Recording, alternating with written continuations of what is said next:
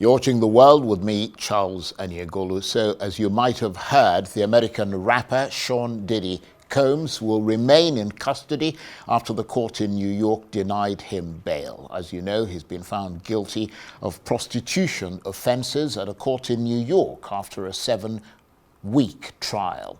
He faces a maximum prison sentence of 20 years, but Mr. Combs, who's 55, was cleared of more serious charges of sex trafficking and racketeering. His defense lawyers argued there were racial undertones to the case, the targeting of a black man for his sexual preferences and the use of prostitutes. They're now pushing for a shorter sentence as possible. The case tested the legal line between consensual sex and criminal exploitation and raised broader questions about how the justice system prosecutes high-profile defendants accused of abusing their power. Today's a great victory. It's a great victory for Sean Combs. It's a great victory for the jury system. You saw that the Southern District of New York prosecutors came at him with all that they had. They're not stopping, but one thing stands between all of us and a prison, and that is a jury of 12 citizens. And we had a wonderful jury. They listened to every word, and they got the situation right, or certainly right enough. They acquitted him of the sex trafficking, which he was absolutely innocent of. They acquitted him of the racketeering conspiracy that he was absolutely innocent of, and all of the components to it. The kidnapping, he was innocent of that. The arson, he was innocent of that. The obstructing justice, he was innocent of that. And that is no longer just me saying that. That is the verdict of our jury. Well, Arise correspondent Lape Olarinoye has been monitoring all the latest developments, and she joins me now on the line from London. Good to see you, Lape. Do we know why he was denied bail? A story that we've been following for a number of months now. We know why he was, we don't know exactly why he was denied bail, but what we do know is from the notes from the courts and from some of the reporters that were privy to be inside the courtroom, was that the judge, who is said to be a relatively young judge, straight to the point, was more concerned about the logistical issues of getting P. Diddy out of the court yesterday, and that's because of the sheer amount of people outside, the crowds, how it would look in terms of how would they get such a high-profile person out of a busy courtroom. That is said to have played a huge role in why the bail was denied. But also, in addition to that, the prosecution really honed in on the fact that when he was arrested, he was caught with drug paraphernalia, as well as all sorts of other sexual paraphernalia, infamously the baby oil.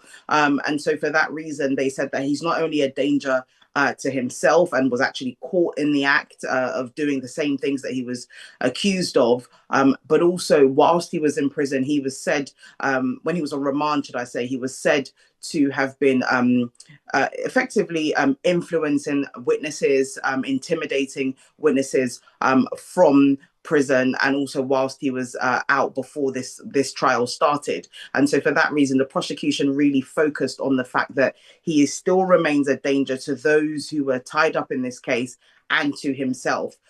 It's said that those two major elements played a role in why the bail was denied, of which the bond was a hefty $1 million, something which in the grand scheme of things for P. Diddy, that's not a lot of money, but to the layman, of course, it is. But those elements, in answer to your question, Charles, played a role in why that bail was denied yesterday. And just to be clear, Lape, on why he was found not guilty on some charges. I mean, he was found guilty of transportation for prostitution. What's the legal difference between that and sex trafficking, for which he was acquitted? I mean, is it that element of coercion by force or fear? Absolutely, I think you've nailed it there. It's that blurred line between coercion, force, and the buzzword of this entire trial, which is consent. None of the people that were brought forward in this case were said to have been underage. That's a huge factor. In addition to that, as well, a lot of the women involved were said to have sexual relationships with him. Some, even such as Cassie, were his longtime partners. And so, for that reason, that really, really blurred the lines into the element of trafficking and his own financial gain.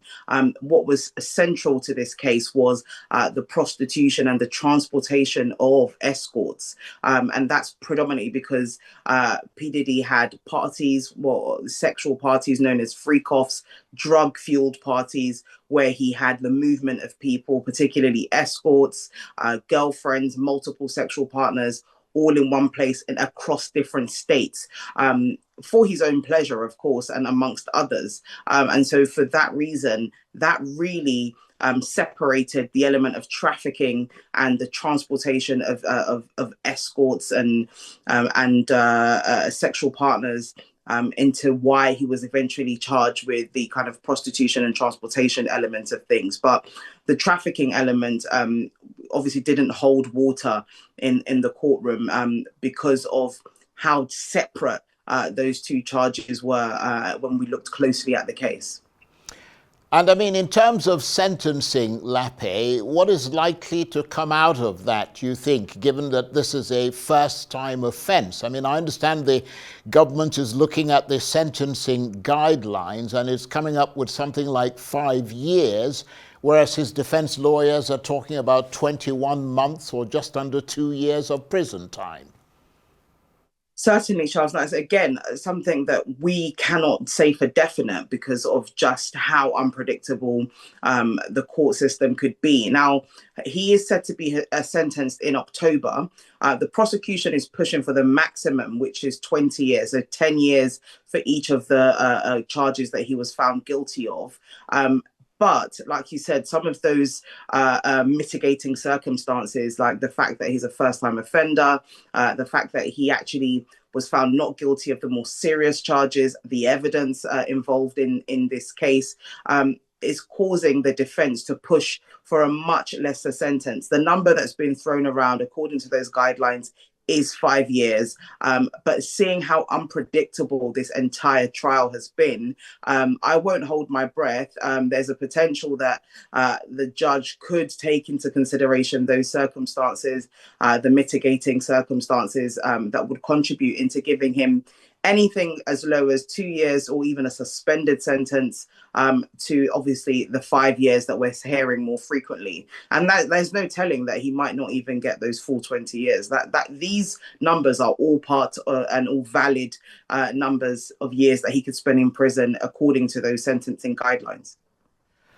But of course, everyone acknowledges that this is a prison time sentence and he will have to go to jail. But as you said, the length of time he's been in custody, waiting for this trial to take place, things like that will count against any prison sentence that he gets in the final analysis.